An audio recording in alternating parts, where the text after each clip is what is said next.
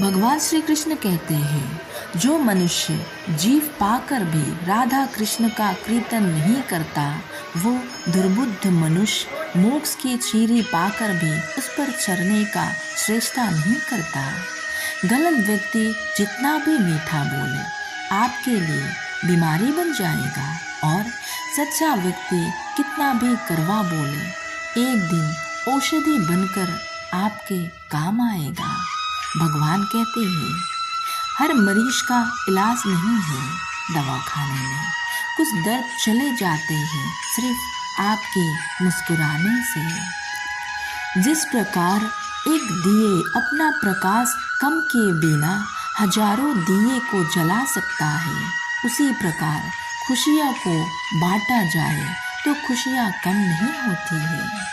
भगवान कहते हैं, कभी भी किसी भी रिश्ते का गलत इस्तेमाल मत करना, क्योंकि रिश्ते तो बहुत मिल जाएंगे, पर जिंदगी में अच्छे लोग बार बार नहीं आएंगे। जो जैसा कर रहा है करने दो। तुम्हारे कृष्ण भगवान ने तुम्हारे लिए तुम्हारी सोच से भी ज़्यादा बेहतर सोच रखा है।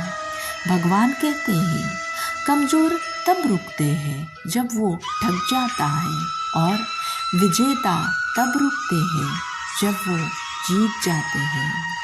एक बार की बात है, एक छोटे से गांव में एक लड़का रहता था। उसका नाम रामू था। रामू बहुत खुशी से जीने वाला था और हमेशा प्रकृति के साथ अपनी सुंदरता का आनंद लेता था। वो अपने परिवार के साथ एक छोटी बस्ती में रहता था और उनका प्रमुख आयोजन खेती करना था।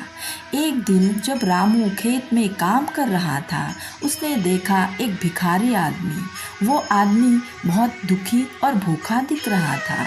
रामू ने उसे थोड़ा खाना और पानी दिया और उसके साथ बात की। इस भिखारी आदमी का नाम सुरेश था।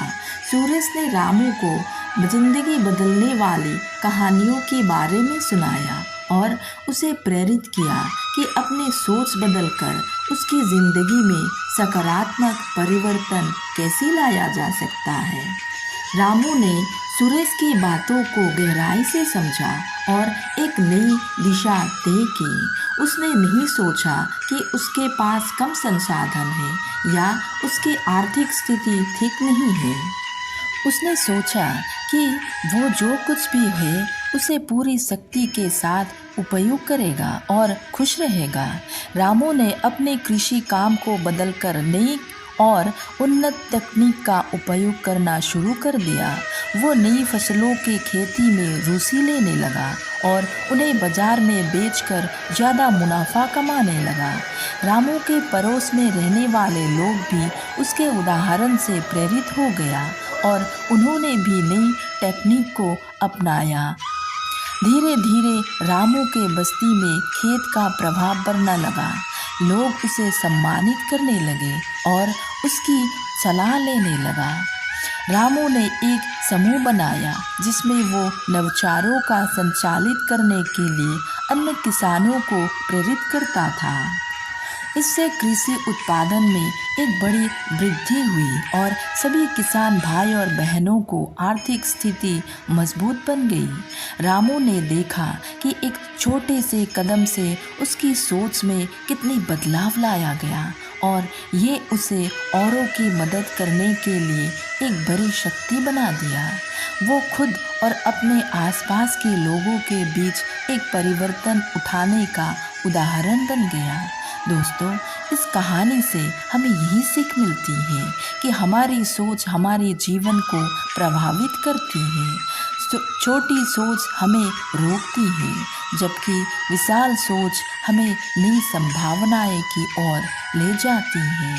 हमें अपनी सोच को सकारात्मक और उत्प्रेरक बनाकर अपने लक्ष्य के आगे बढ़ाना चाहिए।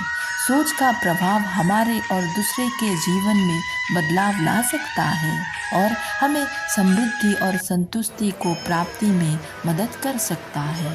राधे राधे।